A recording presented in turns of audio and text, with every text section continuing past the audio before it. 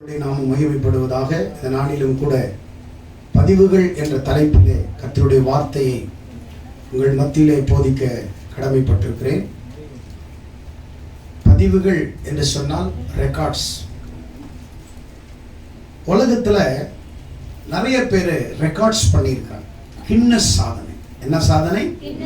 Guinness சாதனை. இதெல்லாம் records சாதனை என்று சொல்வார்கள். நீளமான முடி வளர்க்குறது, நீளமான நகத்தை வளர்க்குறது, நல்ல சாப்பிட்றதுலேயும் சாதனை படைக்கிறவங்க இருக்கிறாங்க. தலை முடியில லாரியை கட்டி இழுக்கிறது, பல்பத்தை சாப்பிட்றது, இது மாதிரி நிறைய ரெக்கார்ட்ஸ் உலகத்தில் கின்னஸ் சாதனையில் இடம் பிடிச்சிருக்கு. இந்த கின்னஸ் சாதனை என்ற இந்த சொல் 1955 முதல் கின்னஸ் உலக சாதனை என்ற பெயரில் உலகத்தில் அறிமுகம் செய்யப்பட்டது. பின்பு 1999 கின்னஸ் புத்தகம் என்று அறிமுகம் செய்யப்பட்டது. அதற்கு பிறகு இன்று வரைக்கும் Guinness book of world record என்று அடுத்த பரிமாண வளர்ச்சியை நோக்கி கின்னஸ் சாதனை படைத்துக் கொண்டே போகிறது. 1986 ராபர்ட் மெக்டோனல்ட்ஸ் என்று சொல்லக்கூடிய ஒருவர் 19 நாட்கள் கண் விழித்து ஒரு சாதனையை படைத்தார். 19 நாட்கள், கிட்டத்தட்ட 453 மணி நேரம் 40 வினாடிகள் ஒரு பெரிய சாதனையை உலகத்தில் படைத்தார். அந்த சாதனையை முறியடிப்பதற்கு 2 வாலிபர்கள் முயற்சி செய்து அந்த சாதனையை முறியடிக்க முடியாமல் தோல்வியில் அவர்கள் முடித்தார்கள். அவர்கள் சொன்னார்கள், 9 நாட்களிலே நான் விழித்திருந்து சாதனை செய்தேன், ஆனால் உடலில் என்னென்ன பிரச்சனை கோளாறு வருகிறது என்பதை நான் அறிந்து கொண்டேன். ஒரு முட்டாள்தனமான ஒரு சாதனை செய்ய வேண்டும் என்று நான் முயற்சி செய்தேன், தோல்வியில் முடிந்தது. ஆகையால் ராபர்ட் மெக்டோனல்ட்ஸ் 1988 வருடத்திலே அவர் செய்த சாதனையை இதுவரைக்கும் யாருமே முறியடிக்கவில்லை. இந்த கின்னஸ் சாதனையில ரெக்கார்ட்ஸ் படைக்கிறாங்க. நல்ல கவனமா கேட்கணும். உலகத்துல கின்னஸ் சாதனை தான் இருக்கிறதுலே டாப். அதுக்கப்புறம் வேற எதுவுமே கிடையாது. சாதனையாளர்களுடைய பட்டியலை கின்னஸ் புக்கில் ரெக்கார்ட் பதிவு செய்யப்படுகிறது. இப்படி உலகத்தில் நிறைய பேர் சாதனை படைத்திருக்கிறார்கள். சோவியத் ரஷ்யாவை சார்ந்த லரிசா லடினினா என்று சொல்லக்கூடிய ஜிம்னாஸ்டிக் வீராங்கனை தனது 12 வயதிலே தன் தகப்பன் 2ஆம் உலகப் போரில் மரித்த பிறகு அவருடைய குடும்பம் ரொம்ப கஷ்டப்பட்டு அவருடைய தாய் வீட்டு வேலை செய்து தன் மகளை படிக்க வைக்க வேண்டும் என்று சொல்லி பாலே நடனம் என்று சொல்லக்கூடிய பாலே நடனம் அந்த பள்ளிக்கூடத்திலே போய் சேர்க்கிறார்கள். அந்த பாலே நடன பள்ளி மூடப்படுகிறது. பிறகு தன்னுடைய 12ஆம் வயதிலே அன்றைக்கு சோவியத் ரஷ்யாவில் அநேக ஜிம்னாஸ்டிக் பள்ளிகள் இருந்தது. அதில் போய் அவங்க படிக்க வைக்கிறார்கள். இப்படி இந்த லரிசா லடினினா ஒலிம்பிக் போட்டியில் கிட்டத்தட்ட அவர்கள் 18 ஒலிம்பிக் தங்க பதக்கங்களை அவர் பெற்று யாருமே அவருடைய சாதனையை முறியடிக்காத மிக உயர்ந்த உச்சியில் நின்றவர்தான் லரிசா லடினினா 2012 ஆண்டிலே லண்டன்ல நடந்த ஒரு ஒலிம்பிக் போட்டியை காண்பதற்காக இந்த லரிசா லடினினா அந்த போட்டியிலே கலந்து கொள்ளவில்லை, ஆனால் காண்பதற்காக வந்தார்கள். ஆனால் சிறு குழந்தையை போல அங்கும் இங்கும் ஒலிம்பிக் போட்டியிலே ஓடி பரவசம் அடைந்து உற்சாகம் அடைந்து ஓடிக்கிட்டே இருந்தார். பல புகைப்படக்காரர்கள் பத்திரிகையாளர்கள் அவங்கள பார்க்குறாங்க. அவங்க ரொம்ப பரிச்சயமானவங்க, ஃபேமஸ் ஆனவங்க. ஒலிம்பிக் என்றாவே லரிசா லடினினா அவங்களுடைய சாதனை இதுவரைக்கும் யாரும் முறியடிக்கல. ஏன் இவங்க வந்து சுத்திட்டு இருக்கிறாங்கன்னு பார்த்தா, அன்றைக்கு அமெரிக்காவினுடைய நீச்சல் ராஜாவாக வலம் வந்த மைக்கேல் பேல்ஸ் என்று சொல்லக்கூடிய ஒரு மனுஷன் 16 தங்க பதக்கங்களை வென்று இந்த போட்டியிலே இன்னும் 3 தங்க பதக்கங்களை அடிச்சிட்டாருன்னா இந்த லரிசா லடினினாவினுடைய சாதனையை முறியடித்து விட்டு சாதனையாளராய் மாறிவிடுவார். ஆகையால் அவர் ஜெயிச்சு லரிசா லடினினாவை அவருடைய சாதனையை முறியடித்தார். உடனே அவரை பார்த்து பத்திரிகையாளர்கள் கேட்டார்கள், நீங்கள் இந்த போட்டியில் கலந்துவில்லை, உங்கள் நண்பர்களோ உறவினர்களோ இல்லை யாரும் கலந்து கொள்ளவில்லை, எதற்காக நீங்கள் பரவசமாய் இருந்தீர்கள்? இல்லை இல்லை, என் சாதனையை முறியடிப்பதற்கு ஒருவர் நிச்சயம் ஒரு முறியடிப்பார் எனக்கு தெரியும். சாதனை என்றாலே இன்னொருத்தருடைய சாதனை வீழ்த்தி சாதனை படைப்பது தானே. ஆனால் ஒரு பெண்ணினுடைய சாதனையை முறியடிப்பதற்கு ஒரு ஆணுக்கு 1/2 நூற்றாண்டு தேவைப்பட்டதுன்னு நினைக்கும் பொழுது சிரிக்கிறேன்னு சொன்னார். அல்லேலூயா, அல்லேலூயா. இப்படி 72 நாட்களிலே உலகை சுற்றி தனது 24,894 மைல்களை கடந்த நெல்லி பிளே இவர் ஒரு பத்திரிகையாளர். 72 நாட்களிலே உலகத்தை சுற்றி வந்தார், சாதனையை படைத்தார். தொல்பொருள் ஆராய்ச்சியை வரலாற்று சிறப்புமிக்க மேரி அன்னிஸ் என்று சொல்லக்கூடிய ஒரு பெண் தொல்பொருள் பூமியின் பண்டைய வரலாற்றை உலகத்திற்கு வெளியே கொண்டு வந்து சாதனை படைத்தவர். இவருடைய சாதனை மிகப்பெரிய சாதனை.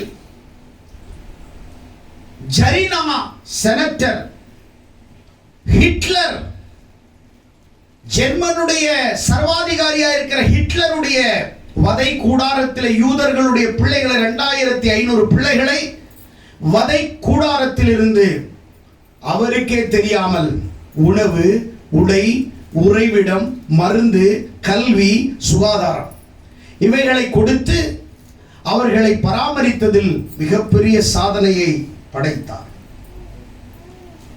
ஹிட்லரை எதிர்த்த ஒரு ஹீரோனி 25 வயதில் நிரம்பிய சோஃபி ஸ்கால் சுதந்திரம் வேண்டும் என்று போராடி ஹிட்லரை எதிர்த்து 21 வயதிலே சோஃபி ஸ்கால் கொலை மேடைக்கு சென்று தன் கண்ணிமைக்காமல், துளி கூட கண்ணிமைக்காமல், நான் சாகுவதற்கு தயார், எங்களுக்கு சுதந்திரம் வேண்டும் என்று கொடுங்கோல் ஆட்சியும் கொடுங்கோல் மன்னன் ஹிட்லரையும் எதிர்த்து போராடி அவருக்கு எதிராக புரட்சி செய்த ஒரு பெண் சோஃபி. தன்னுடைய 21 வயதிலே சுதந்திரத்துக்காய் போராடி தன் தலை துண்டிக்கப்பட்டது. கண்ணிமைக்காமல் மகிழ்ச்சியாய் சந்தோஷமாய் மரண மேடையிலே தன்னை அர்ப்பணித்து அதை சுதந்திரம் வேண்டும் என்பதற்காக சாதனை படைத்தார். இப்படி எண்ணிலடங்காத சாதனைகளை உலக மனிதர்கள் ரெக்கார்ட்ஸ் பண்ணுகிறார்கள். ஆனால் இந்த ரெக்கார்ட்ஸை காட்டிலும் ஒரு அற்புதமான ரெக்கார்ட்ஸ் பைபிளிலே சொல்லப்பட்டிருக்கிறது. பதிவுகள், ரெக்கார்ட்ஸ். உலகத்திலே பல கிண்ண சாதனை படைக்கிறவர்கள் பைபிளை கையால எழுதி கிண்ண சாதனை படைத்திருக்கிறார்கள். 2 கால் இல்லாமல் ஓடி கிண்ண சாதனை படைத்திருக்கிறார்கள். எதற்காக இவைகள் எல்லாம் உங்களுக்கு சொல்லுகிறேன் என்றால், நியாயாதிபதி புஸ்தகத்திலே மோசேக்கு பிறகு இஸ்ரவேல் ஜனங்கள் கானானை நோக்கி கடந்து வந்தபோது காலேப்பும் யோசுவாவினுடைய தலைமையிலே கானான் தேசம் பங்கிட்டு கொடுக்கப்பட்டது. ஆட்சி அதிகாரங்கள் கொடுக்கப்பட்டது. இஸ்ரவேல் ஜனங்களை நியாயம் விசாரிப்பதற்கு ராஜாவுக்கு முன்னாடி ஆண்டவர் தம்முடைய பிள்ளைகளாகிய நியாயாதிபதிகளை, தம்முடைய ஜனங்களை நியாயம் விசாரிக்க ஏற்படுத்தினார். இப்படி கிட்டத்தட்ட 450 வருடம் நியாயாதிபதிகள் ஆட்சியின் காலத்தில் 15 நியாயாதிபதிகள் 450 ஆண்டுகள் இஸ்ரவேல் ஜனங்களை நியாயம் விசாரித்ததாக அப்போஸ்தலரின் புஸ்தகம் 13ஆம் அதிகாரம் 20ஆம் வசனம் கூறுகிறது. அப்படியானால் இந்த 15 நியாயாதிபதிகளிலே யாராவதுக்கு நியாயாதிபதிகளுடைய பெயர் தெரிந்தால் நீங்கள் சொல்லலாம். பைபிளை பல வருஷம் படிக்கிறீங்க, நிறைய பிரசங்கங்களை நியாயாதிபதி புஸ்தகத்திலே 2 மாதத்துக்கு முன்னாடி பேசியிருக்கிறேன். 15 நியாயாதிபதிகளிலே ஒரு சில நியாயாதிபதிகளுடைய பெயரை வேதத்தை படிச்சாதானே உங்களுக்கு அது தெரியும். வேதத்தோடு கொஞ்சி குலாவி, வேதத்தோடு உறவாடி, வேதத்தை தன்னுடைய செல்வமாக கருதினாதானே வேதத்தின் மகத்துவம், வேதத்தினுடைய ரகசியம், ஆழ்ந்த காரியங்களை பரிசுத்த ஆவியானவர் உங்களோடு கூட பேசுவார். இப்போ இதுல 15 நியாயாதிபதிகள் இருக்கிறார்கள். ஒத்னியேல், ஏகுத், சாம்கார், தெபொராள், கிதியோன், அபிமலேக்கு, தோலா, எவீர், யெப்தா, இப்சால், ஏலோஸ், அப்ரோஸ், சிம்சோன், ஏலி, சாமுவேல் என்று 15 நியாயாதிபதிகள் காணப்படுகிறார்கள். இதுல இருந்து நீங்களும் நானும் 3 காரியங்களை பார்க்க போகிறோம். அதிலே பதிவுகள் என்ற தலைப்பிலே 3 காரியத்தை சொல்ல விரும்புகிறேன். ஒன்று மறைக்கப்பட்ட பதிவுகள், இன்னொன்று மறக்கப்பட்ட பதிவுகள், 3 மனதில் வைக்க வேண்டிய பதிவுகள். 3 விதமான பதிவுகள் நியாயாதிபதி புஸ்தகத்திலிருந்து நாம் தெளிவாக அறிந்து கொள்ள முடியும். ஒன்று மறைக்கப்பட்ட பதிவுகள், இன்னொன்று மறக்கப்பட்ட பதிவுகள், மூன்றாவது மனதிலே வைக்க வேண்டிய பதிவுகள்.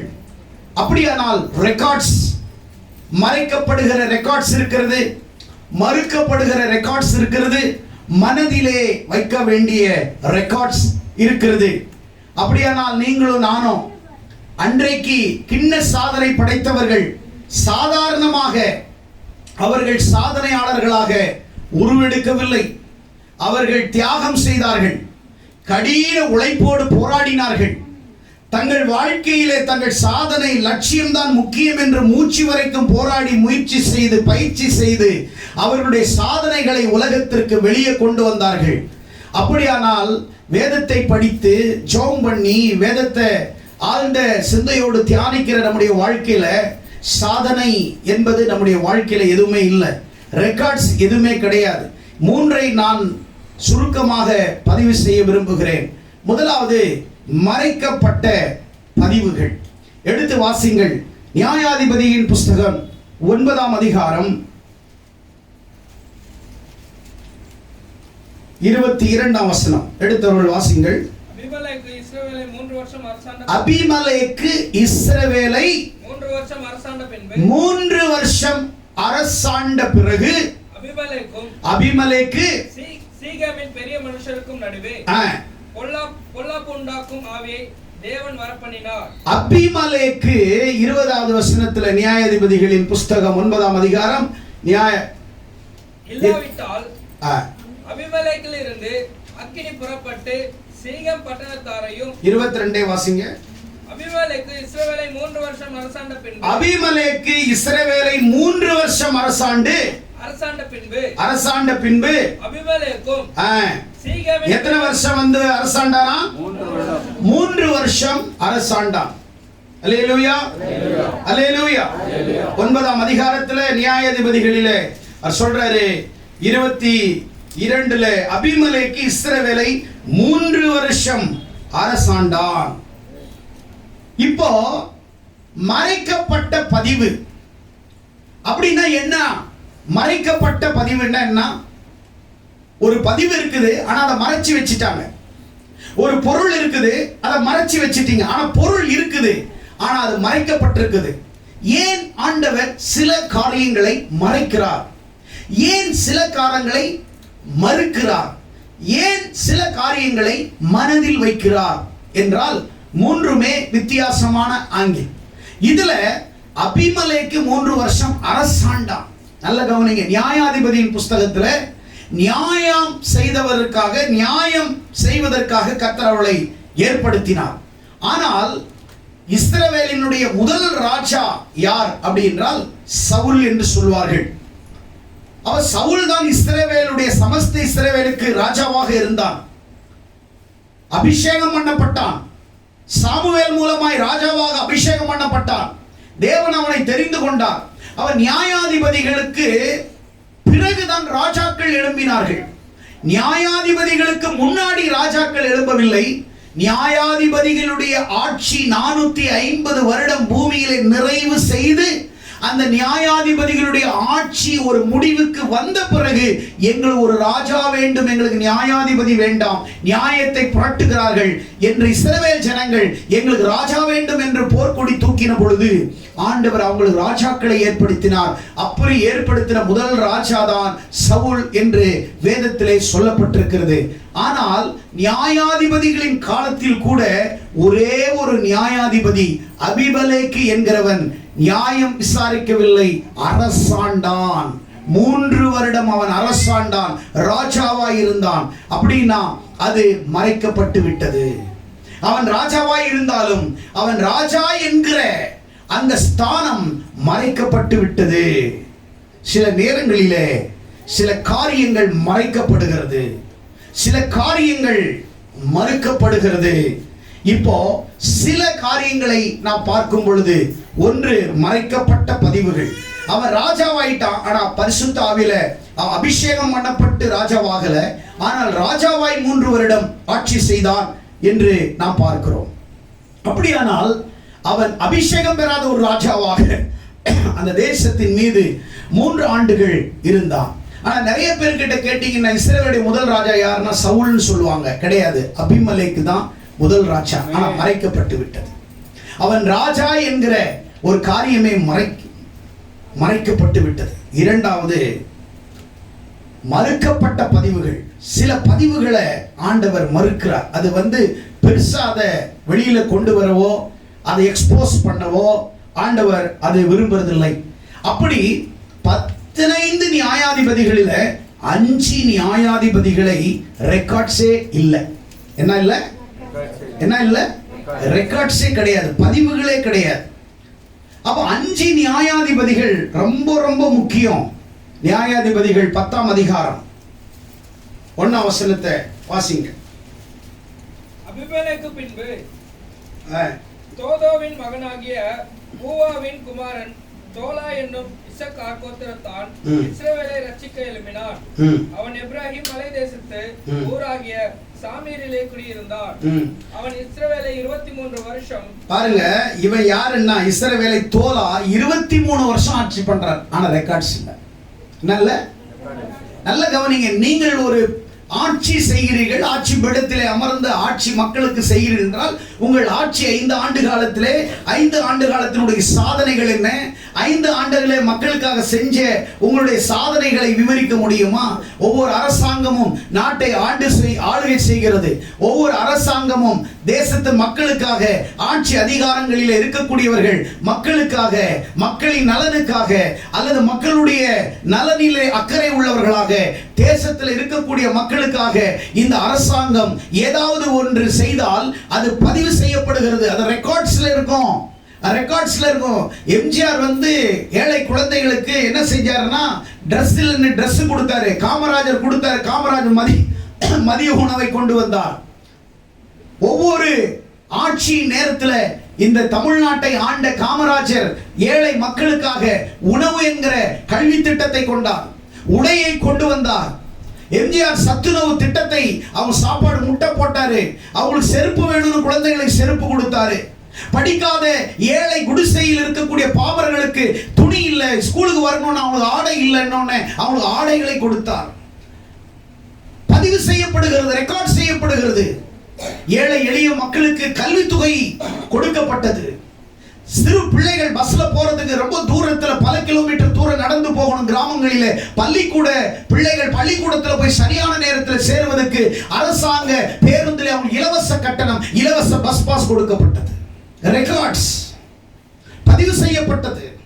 100 நாள் வேலையை காங்கிரஸ் ஆட்சியில மக்களுக்கு கொண்டு வந்தாங்க. ரெக்கார்ட்ஸ் இருக்கிறது. மக்களுக்காக அரசாங்கம் செய்யக்கூடிய ஒவ்வொரு பதிவுகளும் ரெக்கார்ட்ஸ்ல இருக்கிறது. ஒவ்வொன்றும் ஜீவோவாக பாஸ் செய்யப்படுகிறது. ஒவ்வொன்றும் ரெக்கார்ட் செய்யப்படுகிறது. ஆனால் இங்கே தோலா 23 வருஷம் அரசாண்டான். ஆனால் நோ ரெக்கார்ட்ஸ். எந்த விதமான பதிவுகள் இல்லை, எந்த விதமான சாதனைகள் இல்லை. இப்படி 15 நியாயாதிபதிகளிலே 5 நியாயாதிபதிகளுடைய ரெக்கார்ட்ஸ் ஆண்டவர்கிட்ட கிடையாது. நியாயாதிபதிகள் 10ஆம் அதிகாரம் 3ஆம் வசனத்தை எடுத்து வாசியுங்கள். அவனுக்கு பின்பு கீலேத்தியனான யாவீர் எழும்பி இஸ்ரவேலை 22 வருஷம் விசாரித்தார். அடுத்த ஒரு நியாயாதிபதி எத்தனை வருஷம்? 22 வருஷம் நியாயம் விசாரிக்கிறாராம். கவனிங்க 4வது வசனம். 30 கழுதை குட்டியின் மேல் ஏறும் 30 குமாரர் அவருக்கு இருந்தார்கள். அவர்களுக்கு 30 ஊர்கள் இருந்தது.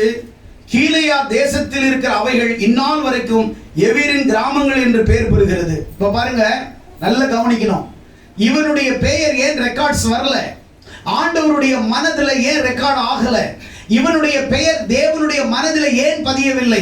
இவனுடைய பெயர் தேவன் விரும்புகிற வண்ணமாக இவனுடைய ரெக்கார்ட்ஸ் ஏன் வேதாகமத்திலே சொல்லப்படவில்லை, பேசப்படவில்லை? இவனை ஏன் எக்ஸ்போஸ் பண்ணவில்லை என்று சொன்னால், இந்த எவீரு என்ன செஞ்சிருக்கிறான்? 22 வருஷம் இஸ்ரவேல் ஜனங்களை நியாயம் விசாரிச்சான். ஆனா 30 கழுத குட்டிகளை வாங்கினா, 30 பிள்ளைங்களை பெத்தான், 30 ஊரை உருவாக்கினான். இவனுடைய சாதனை எப்படி இருந்துச்சுன்னு சொன்னா, ஆட்சி செய்தது இஸ்ரவேல் ஜனங்களை, அழைத்தது தேவன், இவனுக்கு அந்த பதவியை கொடுத்தது தேவன். இந்த ஜனங்களை குறித்ததான கரிசனையும் அக்கறையும் உள்ளவனாக இருக்க வேண்டும் என்று தேவனால் தெரிந்து கொள்ளப்பட்டு, தேவன் இவனுக்கு இந்த நியாயாதிபதி என்கிற ஒரு ஸ்தானத்தை ஏற்படுத்தி, அவனுக்கு ஒரு சிங்காசனத்தை ஏற்படுத்தி, நியாயம் விசாரிக்கிற ஒரு விசாரணையை அவனுக்கு கொடுத்து அவனுக்கு மேன்மையாக வைத்தார். ஆனால் அவன் என்ன ரெக்கார்ட் பண்றான், என்ன சாதனை பண்றான்னா, 30 பசங்களை பெக்கறான். 30 பசங்களுக்கு 30 ஸ்கூட்டர் பைக் வாங்கி கொடுக்குறான். அன்னைக்கு கழுதைன்னா அதுதான் BMW மாதிரி. அதான் சொல்றாங்க 30 கழுதை குட்டி, 30 கழுதை குட்டி, 30 பிள்ளைங்களுக்கு 30 ஊர். ஒரு ஆளுக்கு ஒரு ஊரை கட்டுறான். ஒரு ஆளுக்கு ஒரு கழுதையை வாங்கி கொடுக்குறான். அவனுடைய ரெக்கார்ட்ஸ் எல்லாம் தேவனை குறித்ததான, தேவனை அறிந்ததான, தேவனுடைய பிள்ளைகளுக்கு, இஸ்ரவேல் ஜனங்களுக்கு எதையும் செய்யவில்லை. அப்படி அவன் செய்திருந்தால் பதிவு செய்யப்பட்டிருக்கும். ஆனால் அவனை குறித்து பதிவு செய்யப்படுகிறது. என்ன பதிவு செய்யப்படுகிறது என்றால், 30 பிள்ளைகளை பெற்றான், 30 கழுதைகளை வாங்கினான், 30 ஊர்களை தன் பிள்ளைகளுக்காக அவன் ரெக்கார்ட்ஸ் சாதனை படைத்தான். ஆனால் ஆண்டவருக்காக எந்த ரெக்கார்ட்ஸும் இல்ல, ஆண்டவருக்காக எந்த சாதனையும் பண்ணல, ஆண்டவருக்காக ஆண்டவர் கொடுத்த ஊழியத்துல அவன் எதுவும் சைன் ஆகல, ஆண்டவருக்காக அவன் எதையாவது செய்ய வேண்டும் என்று தேவன் அவனை வைத்தார். ஆனால் தேவனுக்காக, தேவ ஜனங்களுக்காக அவன் எதையுமே சாதனை செய்யவில்லை. மாறாக தான் 30 பிள்ளைகளை பெற்று அவங்களுக்கு 30 கழுதையை வாங்கி கொடுத்து அவங்களுக்கு 30 ஊரை கட்டி அவங்க பிள்ளைகளுக்கு ரெக்கார்ட்ஸ் உண்டு பண்ணா. ஆனால் தேவனுடைய மனதிலே அந்த ரெக்கார்ட்ஸ் தேவனுடைய மனதிலே வைக்கப்படவில்லை. நியாயாதிபதிகள் 30 ஊர்களை பூமியிலே இவர்கள் ரெக்கார்ட்ஸ் பண்ணினாங்க. பூமியிலே இவங்க என்ன பண்ணாங்க? ரெக்கார்ட்ஸ் பண்ணாங்க. பூமியிலே உங்களுக்கு ரெக்கார்ட்ஸ் இருக்குது. இப்படிதான் எல்லாரும் பூமியில நிறைய பேர் ரெக்கார்ட்ஸ் பண்ண விரும்புறாங்க. நிறைய பேர் கேட்டா சொல்றாங்க, எனக்கு 2 வீடு இருக்குது, 2 கார் இருக்குது, 2 பங்களா இருக்குது, 2 ஏக்கர் நிலம் இருக்குது, எனக்கு ஃபேக்டரி இருக்குது, என் பேங்க்ல வந்து பேலன்ஸ் பாத்தீங்கன்னா ஒரு 2 கோடி ரூபாய் பிக்ஸட் டெபாசிட் வச்சிருக்கிறேன், என்னுடைய பிள்ளைக்கு பாத்தீங்கன்னா டாக்டர் படிக்க வச்சிட்டு இருக்கிறேன், என் பிள்ளை அமெரிக்கால வீடு வாங்கி கொடுத்துருக்கிறேன், என் பிள்ளைக்கு ஜப்பான்ல வீடு வாங்கி கொடுத்துருக்கிறேன், என் பிள்ளைங்களை வந்து இன்டர்நேஷனல் ஸ்கூல்ல படிக்க வைக்கிறேன், என் பிள்ளைங்களை பாத்தீங்கன்னா அப்படி இப்படின்னு சொல்லி நிறைய பூமியில நிறைய பெற்றோர்கள் ரெக்கார்ட்ஸ் பண்ணிக்கிட்டு இருக்கிறாங்க. தேவன் அதை விரும்பவில்லை. பூமியில் செய்கிற ரெக்கார்ட்ஸ் தேவனுக்கு முன்பாக அது குப்பையா இருக்குது. அதை தேவன் விரும்பல.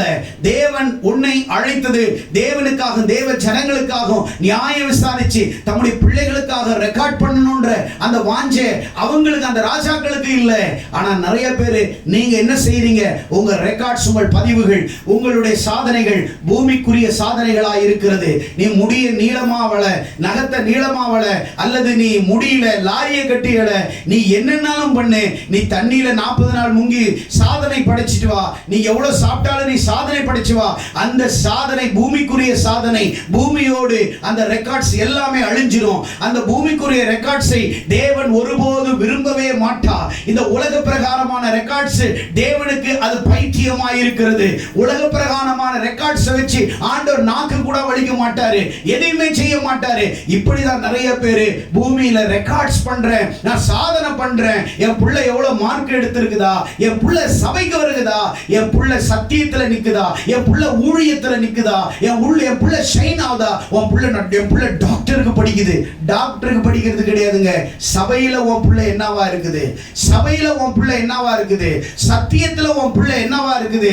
அப்போஸ்தலனாகிய பவுல் சொல்லுகிறான், என் பிள்ளைகள் சத்தியத்திலே நடக்கிறார்கள் என்று நான் கேள்விப்பட்ட போது அதை காட்டிலும் ஒரு பெரிய சந்தோஷத்தை நான் அடையவில்லை என்று சொல்லுகிறார். பவுல் சொல்லுகிறார், நான் என் பிள்ளைங்க சத்தியத்தில் நடக்கிறார்கள் என்ற செய்தியை நான் கேட்டபோது அதுதான் எனக்கு மிகப்பெரிய சாதனையாய் திகழ்கிறது.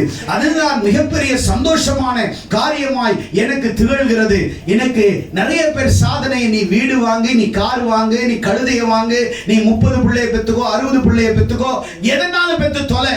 ஆனா இது தேவனுக்கு அவருடைய மனதிலே வைக்கப்படாத ரெக்கார்ட்ஸாய் காணப்படுகிறது. நியாயாதிபதி புஸ்தகத்தில் இந்த நிறைய காரியங்களை நீங்கள் கற்றுக்கொள்ளலாம். கரங்களை தட்ட மாட்டீங்களே, அந்த உணர்வு உங்களுக்கு இல்ல பாருங்க, இந்த வாஞ்சை உங்களுக்கு இல்ல பாத்தீங்களா? ஆண்டவருடைய சமூகத்துல நீங்க ஆண்டவர் உங்களோடு பேசுறாரு பாருங்க, அப்படியே மங்கி மாதிரி உட்கார்ந்து இருக்கிறீங்க. தேவனுடைய வார்த்தை கேட்கும் போது உங்களுடைய இருதயம் துடிக்க வேண்டாமா? உடைய மயிர் சிலிர்க்க வேண்டாமா? உடைய மனம் கொதிக்க வேண்டாமா? ஆண்டவனோடு கூட பேசுறாரே.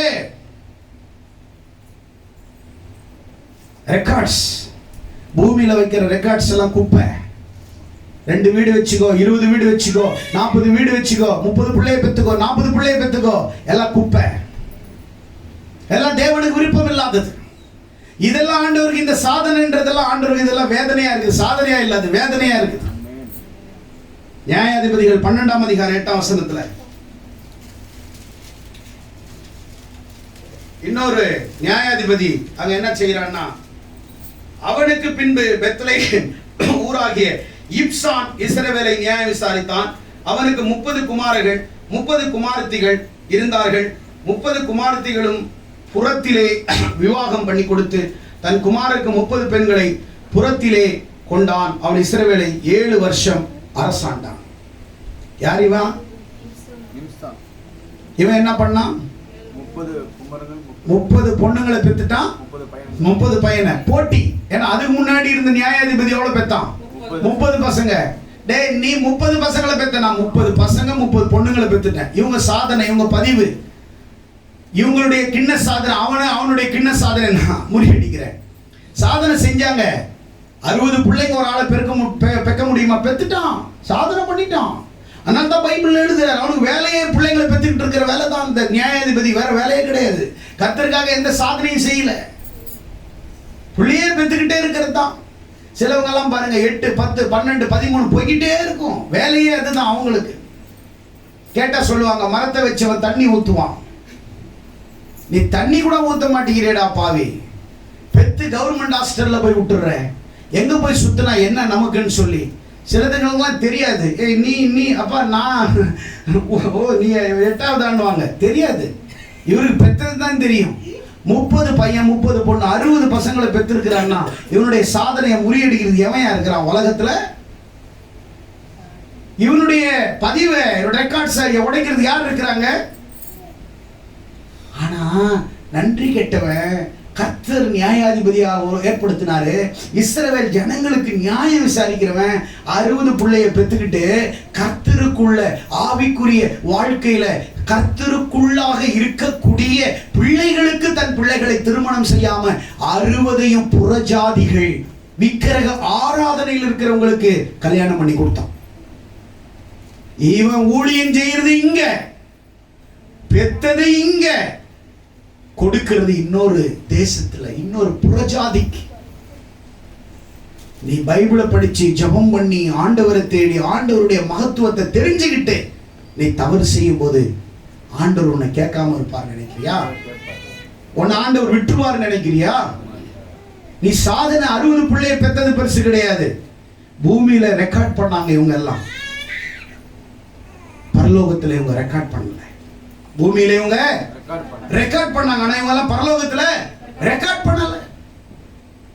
ரெக்கார்ட் பண்ணல இவங்க பரலோகத்துல. எப்படி வாழக்கூடாது என்பதற்கு இவன் இந்த நியாயாதிபதி நமக்கு அடையாளம். எப்படி வாழக்கூடாது? பிள்ளைய பெத்து புறஜாதி கையில கொடுத்துட்டான்.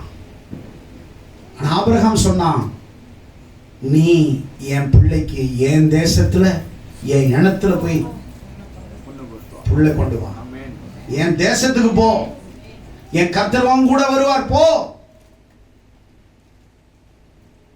இன்னைக்கு நீ சர்ச்சைக்கு வந்து ஜெபம் பண்ணி கடைசியில நீ போய் புறஜாதி கிட்ட போய் கல்யாணம் பண்ற, உன் பிள்ளைங்க விளங்குவாங்கன்னு நினைக்கிறியா? உன் பிள்ளை ஆசீர்வாதமா இருக்கும்னு நினைக்கிறியா? No, never, never. நீ சபையில வந்து வேதத்தை படிச்சு நீ போய் புறஜாதியை லவ் பண்ற, தேவனுக்கு பிரியமில்லாத காரியம், தேவனுக்கு அருவருப்பான காரியம்.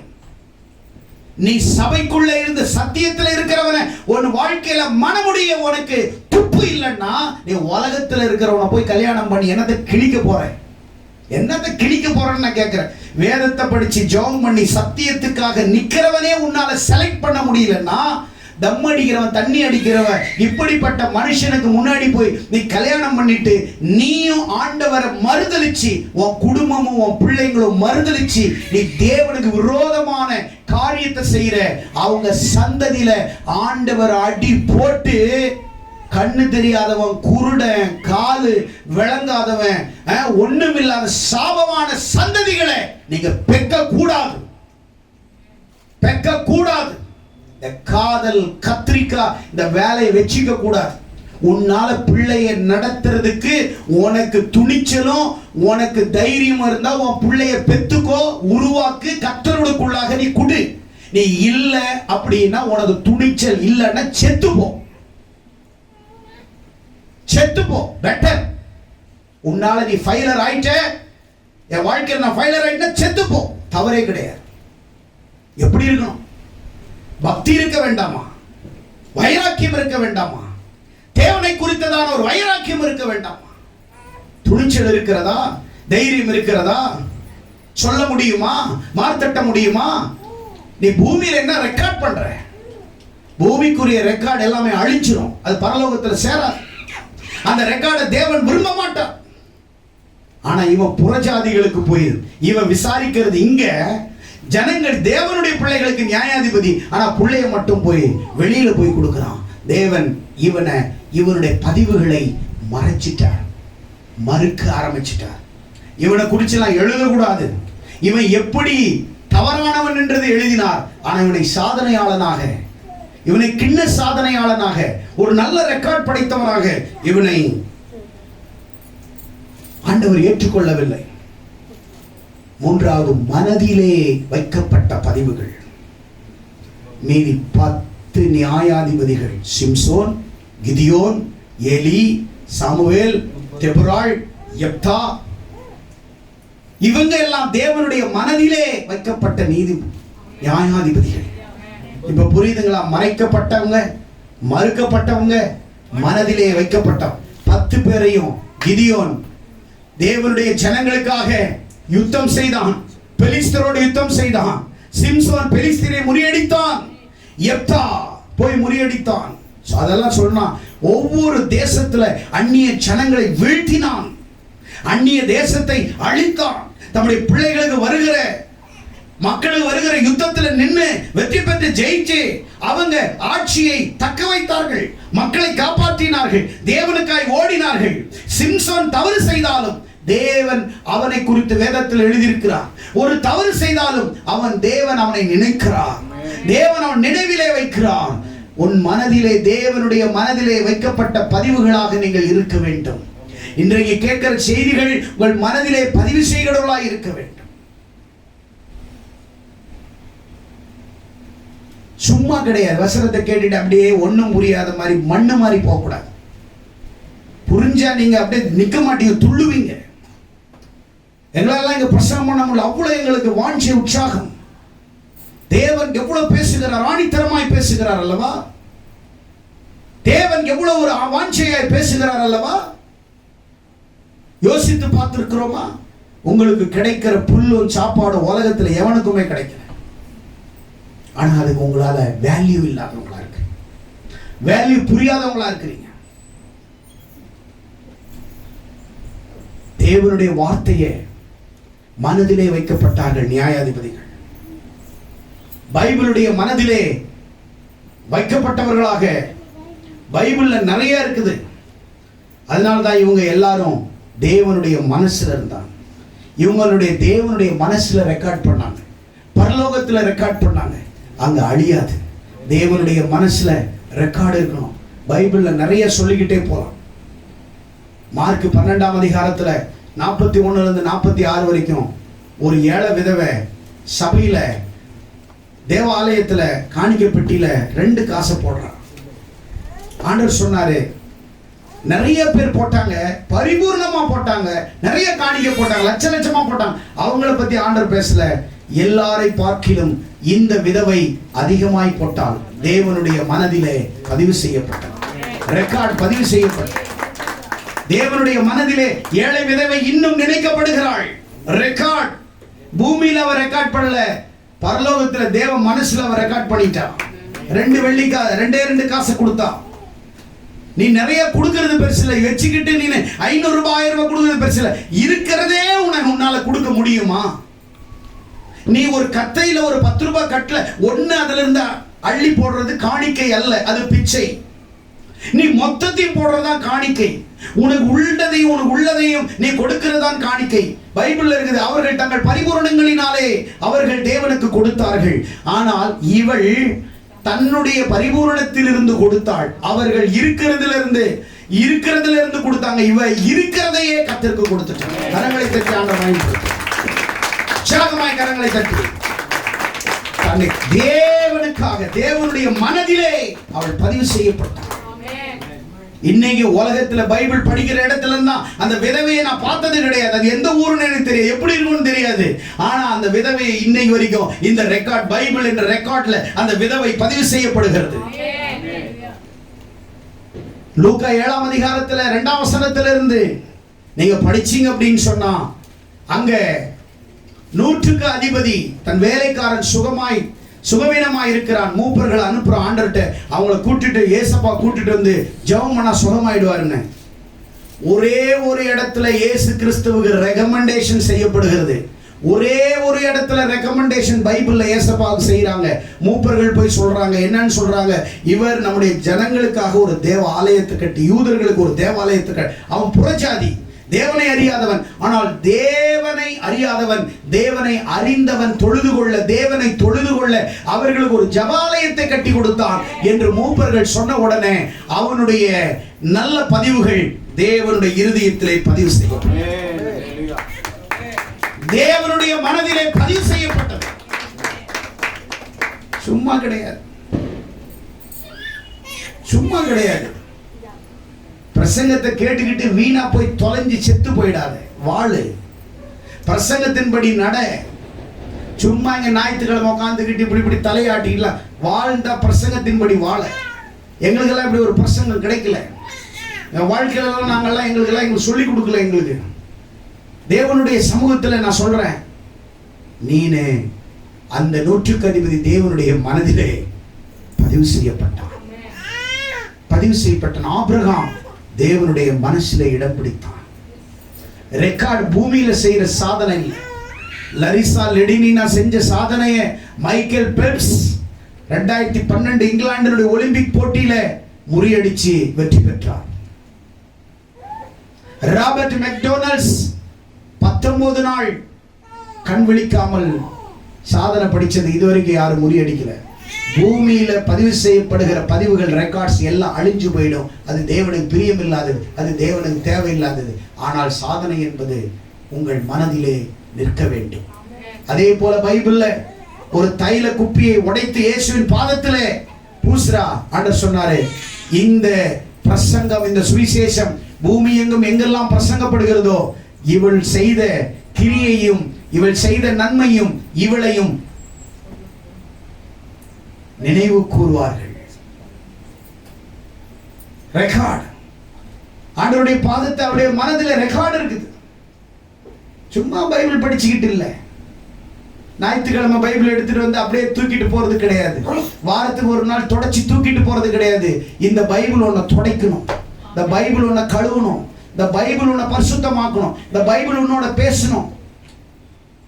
ரெக்கார்ட்ஸ் சும்மா கிடையாது, ஏதோ வந்தோம் போனோன்றது கிடையாது. மறைக்கப்பட்ட பதிவுகள், மறுக்கப்பட்ட பதிவுகள், மனதில் வைக்கப்பட்ட பதிவுகள். இன்னைக்கு உங்க வாழ்க்கையில ஆண்டவரை நீங்க ஏனோ தானோன்று இல்லாம இன்னைக்கு நீங்க ஆண்டவருக்காக என்ன ரெக்கார்ட் செய்ய போறீங்க? ஆண்டவருக்காக நீங்க என்ன ரெக்கார்ட் செய்றீங்க? ஆண்டவருக்காக எதை நீங்க சாதிச்சிருக்கிறீங்க? எதை சாதிக்க போறீங்க?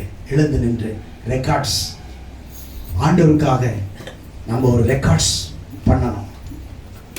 ஏதோ வந்தோம் போனோன்னு இல்லை, சும்மா கிடையாது. அவன் சாதனை படைக்கிறான், கிண்ண சாதனை.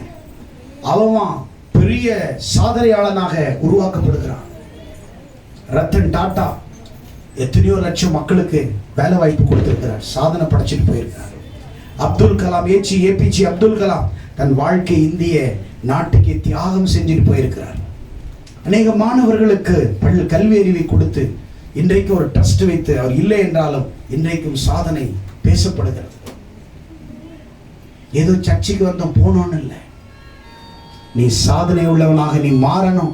நீ ஆண்டவருக்காக சாதனையா நீ நிக்கணும் அப்படின்னு சொன்னா, மறைக்கப்பட்ட பதிவுகள், மறுக்கப்பட்ட பதிவுகள், மனதிலே வைக்கப்பட்ட பதிவுகள், நீ ஆண்டவருக்காக எதையாவது ஒன்றை சாதிக்க வேண்டும். கண்களை முடிச்சு வைப்போம். இரக்கம் நிறைந்துதான் எங்கள் அன்பின் தகப்பனே, நாங்கள் சாதனையாளர்களாக, நாங்கள் உங்க மனதிலே ரெக்கார்ட்ஸ் பண்ணக்கூடியவர்களாக, உங்கள் மனதுக்கு ஏற்றவர்களாக, நீங்க எங்களை நினைவு கூறலாக இருந்தா எங்களுக்கு போதும். உலக கின்னஸ்ல நாங்க பேர் எடுக்க போறதில்லை. ஆண்டவரே, உங்க மனசுல இடம் பிடிச்ச அந்த விதவை, அந்த தைலத்தை பூசின அந்த தாய், நூற்றுக்கு அதிபதி தன் மனதிலே இடம் பிடித்தார். நாங்களும் பூமியில நல்ல ரெக்கார்ட்ஸ் கர்த்தருக்காக ஊழியத்தில் செஞ்சு நாங்கள் உங்களுடைய மனதிலே இடம் பிடிக்க உதவி செய்யும் ஆண்டவரே. தொடர்ந்து இந்த செய்தியின்படி எங்களை வழி நடத்தும். இயேசுவின் நாமத்தில் எங்களை ஜெபிக்கிறோம் நல்ல பிதாவே.